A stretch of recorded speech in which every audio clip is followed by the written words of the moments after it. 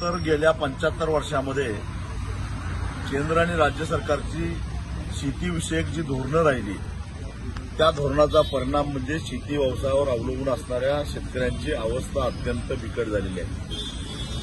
खर्च जास्त आणि उत्पन्न कमी अशी परिस्थिती निर्माण झाल्यामुळे सातत्यानं येणाऱ्या नैसर्गिक आपत्तीमुळे शेतकरी अक्षरशः आर्थिकदृष्ट्या विकलांग झालेला आहे आणि म्हणूनच महाराष्ट्रामध्ये दररोज 8 शेतकऱ्यांच्या आत्महत्या होत आहेत। त्यात बहुसंख्य शेतकरी हे मराठा समाजाचे आहेत, कारण मराठा समाज हा शेतीवर अवलंबून असणारा शेती करणारा समाज आहे आणि या समाजाला आज आरक्षणाची आवश्यकता भासायला लागलेली आहे।